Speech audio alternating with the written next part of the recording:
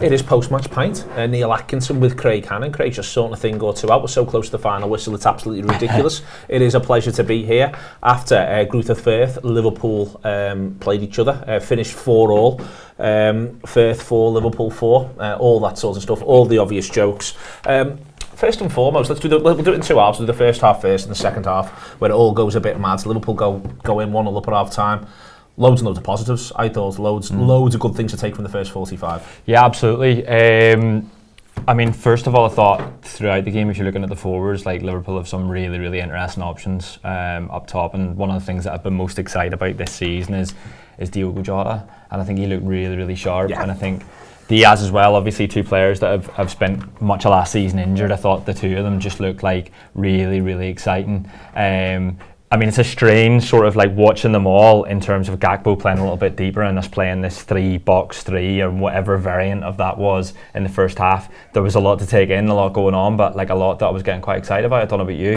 I think there's loads to be excited about in terms of the forwards. I think that Diaz does on a couple of occasions exactly what we need to see more of him do. The goal being a really good example of it, but the way there was one point I think we were still watching it together and I just said out loud, run at the goal, and he did. I know what you mean, rather than bringing it inside inside another man. He just ran at the goal. Direct, yeah. And I feel as though the more direct he can be, the more we're going to get from him, and he does really, really well for the goal. I think they'll feel a bit like someone should be in front of him really there. The 33 gets dragged along that way. But that's not our business, if you know what I mean, because that's part of what you're trying to do as an attacker. You're trying to confuse defenders, put them off balance, and he does it brilliantly, and that's the reason why I'm so excited about him when he's in that sort of form, is that he does discombobulate defenders, he gives them a nightmare. Absolutely. He's got a goal. Gakpo and Jota got goals in the previous game.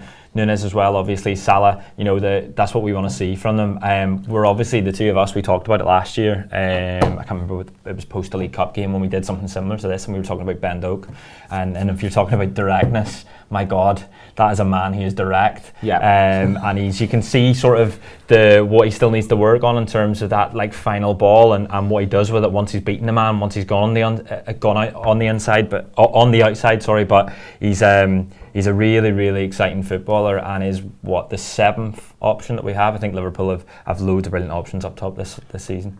Who would you say most excited you then? Because for me, I thought that Jota looked so sharp. Yeah, it's Jota. It's Jota. Yeah, it's Jota just because he's so far. This is the first pre-season game I've watched from start to end. I was on holidays, but I watched the highlights, and when I was watching Jota, he's given me exactly what I wanted. And it was interesting actually seeing Nunes in the second half and seeing this composed Nunes, this Nunes that's, you know, we'll talk about it in a little bit, but Diogo Jota has come back and just looks every inch the footballer that I want him to be. Should we give him an A? Would you give Diogo Jota an A? Is that your prop? Yes. Yeah, I'd give Diogo an A. I think that I keep thinking to what the first game's going to look like and who he's going to go for down the middle. And I think with it being away, and I think with it being against Chelsea, I think more and more Jurgen Klopp would be thinking about the possibility of starting Diogo in that position. So yeah, I'll give him an A. I'd give the two who played just behind him an A as well, McAllister and Gakpo. I think Gakpo's in this position where he's got to learn little things. I think he overplays a little bit in sentiment at one point. There's something he nearly wins and he has hard lines because he's still trying to nick it a little cute when maybe it just needed to be one, and then you worry about the cuteness later. I think McAllister's weight of pass is glorious. I think his weight of pass is the main thing I've taken from both of these games. Balls around the corner as well.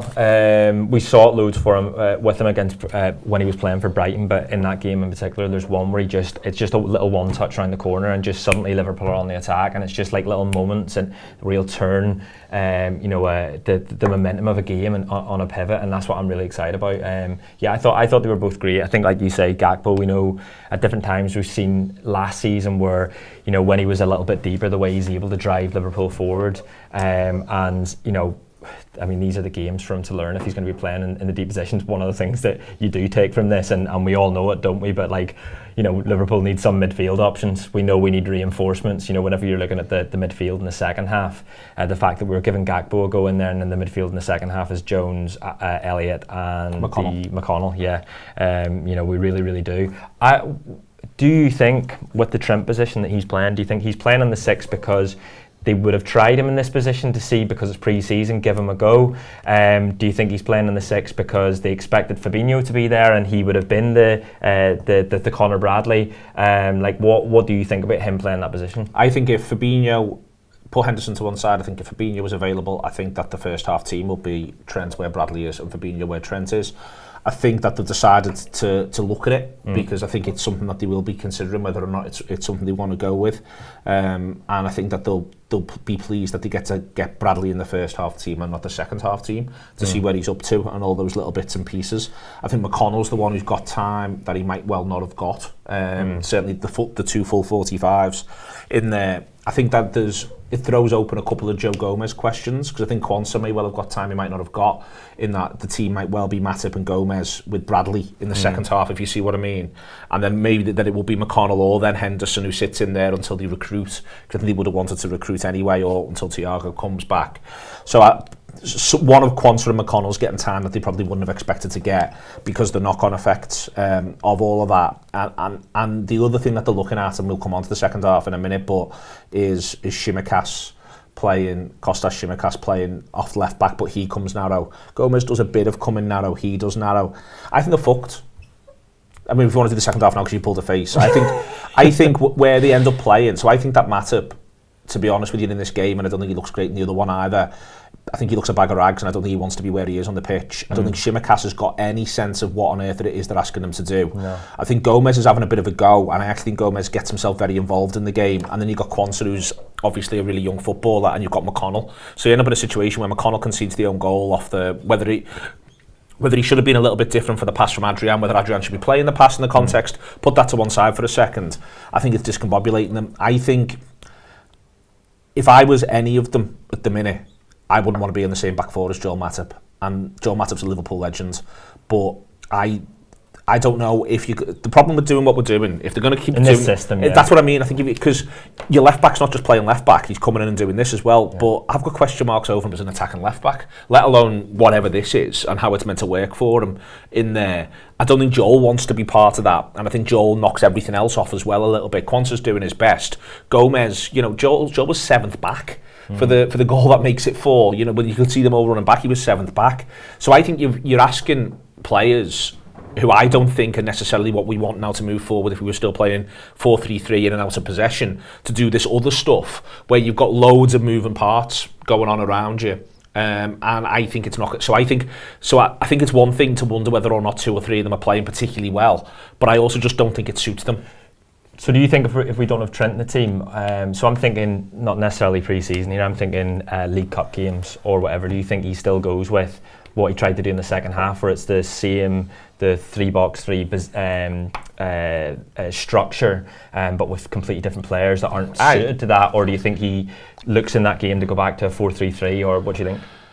I think if it was a genuinely competitive, I think at the minute he's obviously looking at stuff, and I'm fine with him looking at stuff. If he was to make 11 changes for a League Cup game, or even for a Europa League game, and presume everyone's fit, I'd like him to play 4-4-2, because I think he just needs to give people really clean jobs. I think that and I think they're going to keep working on things, and I think it is for me, it's not, and this has been all the way through when we've been talking about pre-season, one of the things I've been saying is, it's not so much the idea of you're going to definitely play this way with these players, it's the idea that if one dips out, who plays.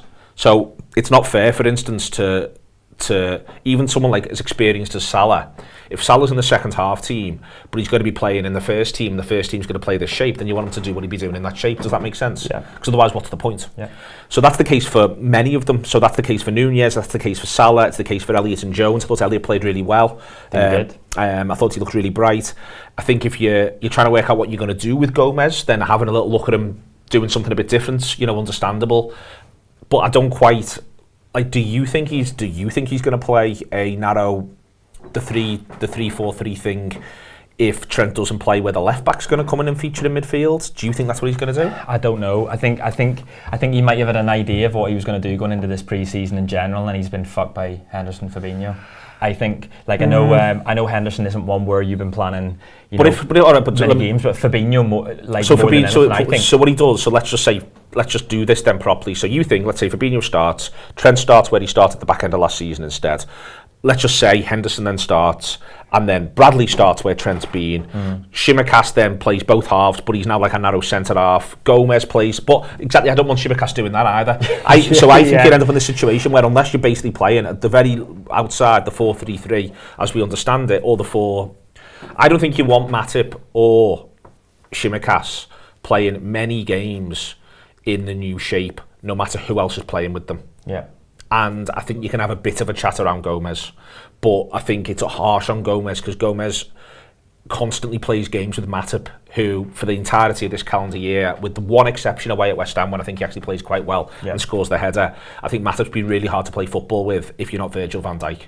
And so I think I'm watching this and I'm a bit like, you know, and maybe I'm too soft on Gomez, and I know a lot of people watching and listening to this often think I am, but I just feel like Gomez keeps getting the thin end of a wedge where he's trying to deal with a lot of other stuff around him, which isn't going very well. I feel like for my two, who I didn't think either of them would be in the squad at the start of this. On the 1st of September, I didn't think Matip or Tsimikas would be in the squad. And I think if we're going to change the way we play, I think they're both going to find it really hard, and that's not just off the back of today's friendly, that's off the back of having watched them play football for years and seen where the journey that they're on. I think Joe Gomez's problem is that Joe Gomez should be the footballer that you could play in that left position that Tsimikas is playing. I want to see him play there. Well, but Tsimikas is not what so he is why today. Isn't he playing Well, Tsimikas needs to get games. So, but Tsimikas today isn't playing in that because they're not doing it. Where what you mean is where Robertson is. So where Robertson tucks in first half. Yeah. That's where I want to. And but last game of the season at Southampton, you know, he doesn't start Van Dijk. They give Van Dijk and Alisson the game off. And I'd quite like to have seen him actually start Gomez there, play Van Dijk, play Canate, go strong. I know that we had nothing right on it, but to have a little look and give Gomez the chance, because I agree with you. I think he should be able to play in a couple of these positions. So even if he's not, you know, even if he ends up being in inverted commas 5th choice centre half, there's still a pathway for him to get 25 games. But I just feel I think Matip and Tsimikas, unless we're going to go 4-3-3/4-4-2, the way in which we used to play, I think giving them, piling more onto their plates when I'm not sure about what they can do with their plates in general, it also then ends up piling stuff onto other people's plates as well, if you see what I mean. Yeah, it's really, really hard to talk about this, and it's really hard to talk about sort of Liverpool's structure and who's going to play where and so on whenever there's so many moving parts still to be decided. Like, you know, a lot of the lines that were coming out with Liverpool want to get their business done early. They want to be going into pre-season with the players that they're going to have, and maybe there's one that they do later in the transfer window, and now you're sort of looking at it and you're thinking, well, I mean, there's a hell of a lot for Liverpool to do here, and so it's a very, very difficult thing. And I'm really excited about the season, by the way. Like, I'm excited to get back to it. I'm excited about the new faces that they brought in. I think that the one thing that is concerning is that there is so much up in the air, because whenever you're looking at that today, you know, I'm not talking about the result. I'm not necessarily even talking about the performance. The second half's the second half. The second half's, you know, 3 defenders that no one's really completely sure about, and 2 that we maybe thought weren't going to be there. One's a young lad. The midfield that's playing in front of them doesn't help them, by the way. We're talking about Harvey Elliott and how well he did, but Harvey Elliott played really well in attacking sense, and that was because, Furth were gaining a bit of momentum and they were getting forward. It was leaving spaces, and then suddenly Liverpool looked great in the break because they've got Salah, Nunez and Harvey Elliott in tandem working brilliantly. But the midfield was still McConnell, Jones and Elliott, which doesn't help the defence. What I'm saying is, I think there is a lot for them to do here and a lot for them to work out. I think that's maybe why Matip and Tsimikas are still here, and we're still talking about them, and they're still trying to work out ways in which to deal with them and work with them, because they're thinking, well, fucking hell, we've only got, like, the new fellas come in and we've got them trying to get these players and these players. They're negotiating these players out. You know, how many people do they have to sort this out? So we can't let go of these 2. I think I'm all right with that. So if let me be clear, I think if Tsimikas and for that matter Matip both are playing for Liverpool next season, through the season, I think that they can be absolutely fine. I just don't think you can ask them to do any of this new stuff. Yeah.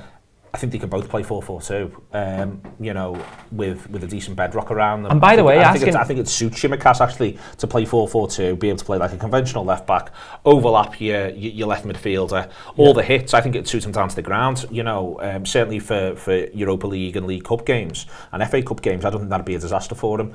I think, and the odd league game. I just think as soon as it's not that, whether it's tucking in to be a left-hand-sided centre-half or being someone who comes and allies to the midfield and turns it into a four-man midfield.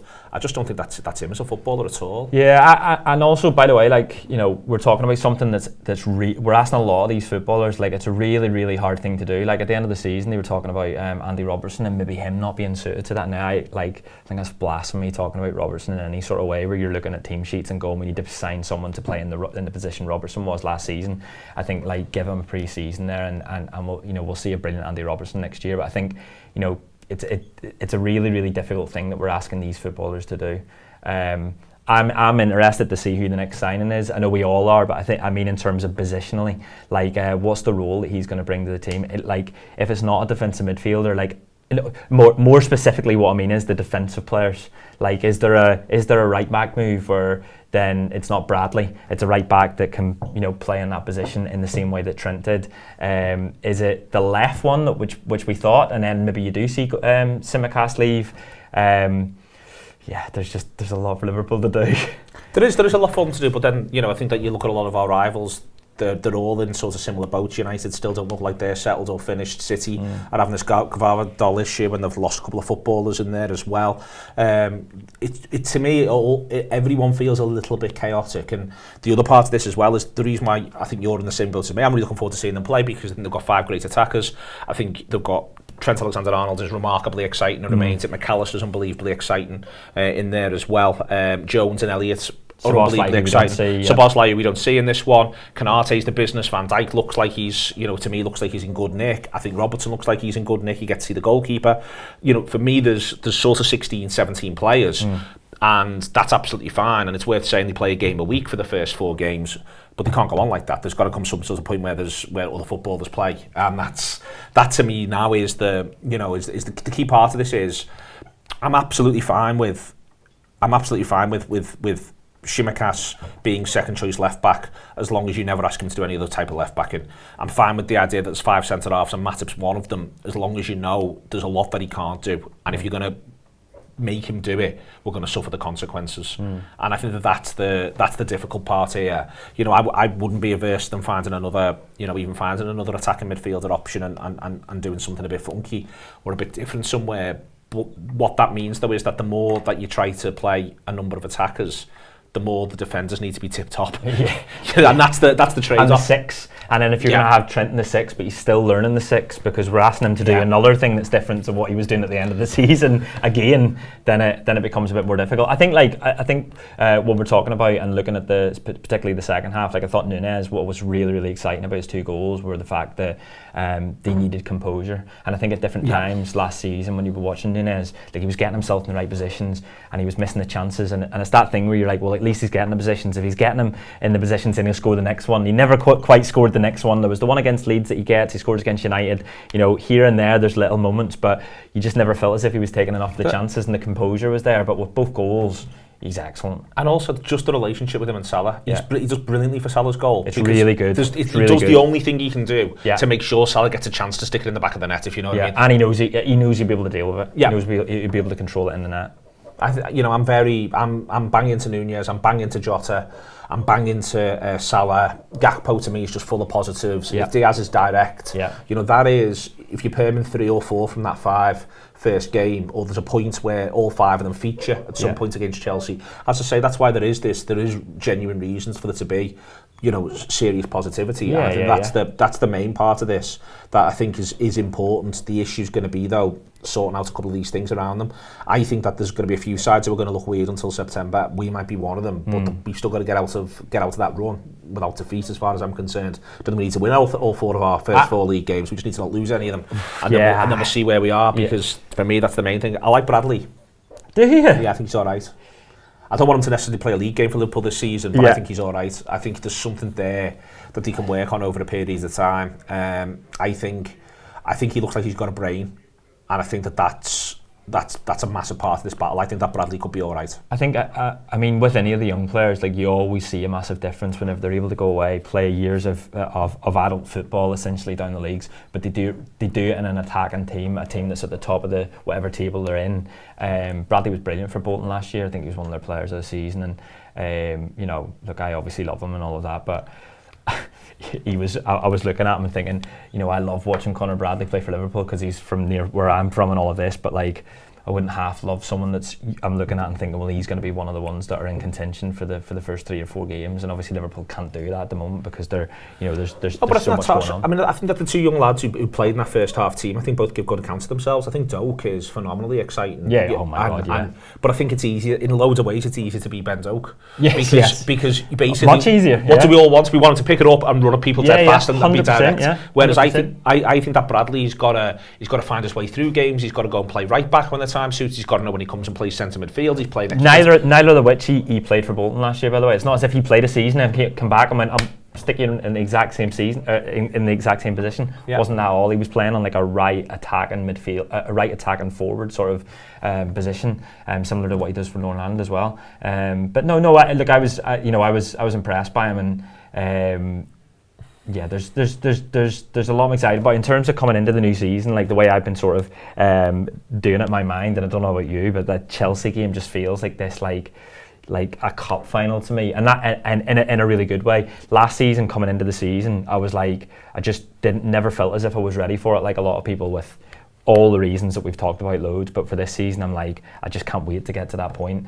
And if Liverpool win that first game, then my God, it's win the next, and it's against Bournemouth, and then there's momentum. You're just building blocks. That's how I'm seeing it in my head. And that's very fair. I want to talk about them for a minute. I want to talk about both teams who play, but them. And the reason why I want to talk about them, there's a comment here in the chat, and I've just picked this one up, of someone criticising Adrian, saying he should be cleared in the halfway line when he's kicking. I think that if that's a competitive game, he probably is. But I think that the manager wants them to be play out, and he wants them to be doing that sort of stuff. But also, there's a reason why they picked this as an opposition.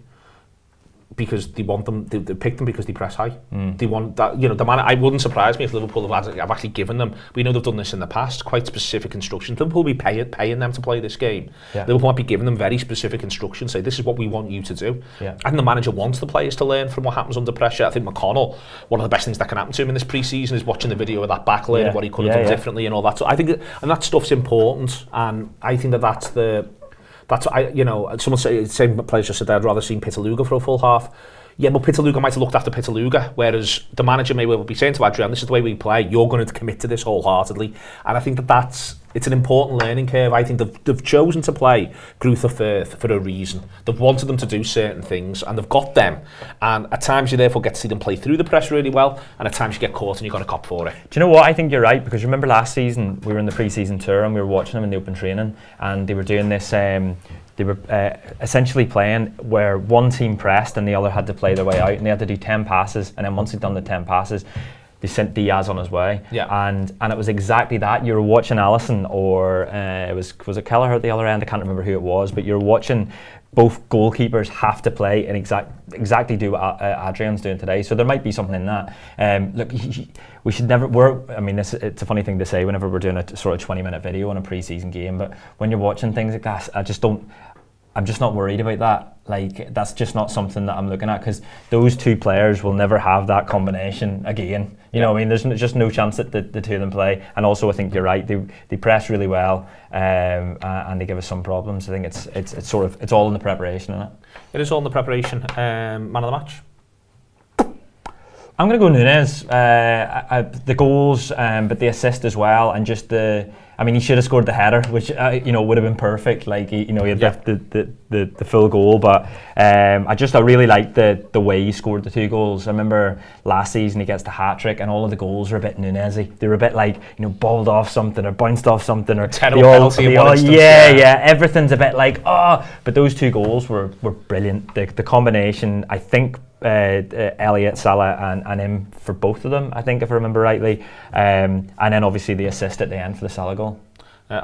James says finding excuses for Adrian is hilarious, absolutely hilarious. James, he's the 3rd choice goalkeeper. They've given another contract. It's not finding excuses. I'm not losing any sleep over him. Fucking hell, honestly, mate. Don't worry about it at all. Just fucking relax. He's the 3rd choice goalkeeper. They've given him another contract. Why haven't they played Kelleher, by the way? Because he played in the minutes. Yeah, he played the last game. They're sharing the minutes out.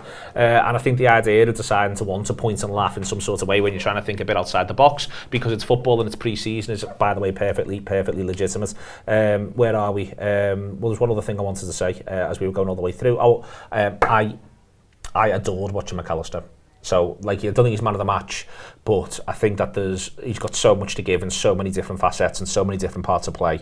It was the performance more than the other day. Maybe because I was just paying attention to him more, but it was the one when, you know, been watching him for 18 months, saying I think he could be a hell of a Liverpool player. It's just that way to pass. Everything is exactly where the next footballer needs it to be in terms of how it comes onto the foot and all of that sort of stuff. Often the pass before the pass, like I said earlier, there was a little pass around the corner that was gorgeous. You know, he's so intelligent, and you know, it's the way he sort of like scans before he gets it, and then he knows exactly where it's going, and then suddenly Liverpool are away. I'm banging to him. We've been banging the drum for him for a while. Yeah, disappointing lack of pints, says someone in the comments. Listen, I'm playing snooker later, you can't take the risk at this level. It's a work day as well. It is a work day. Craig's about to go into a meeting over there. They've just done that. If you want to subscribe, we've got loads of videos coming out over the course of the week on YouTube. You can do it down there. Full subscriptions through the app and through the website as well. Loads more to come all the way through this pre-season. Craig's off to Singapore, where we'll be capturing loads of fantastic stuff for our social, but also that will sit behind the paywall if you subscribe. It is the Anfield Wrap. It is pre-season. Liverpool have scored 8 goals across the 2 games. They have conceded 6 though, and they have conceded all of those 6 in second halves. Maybe football should become 45 minutes for our convenience. That though is not an option through the rest of the season. Do subscribe, do check it all out. We'll see you later.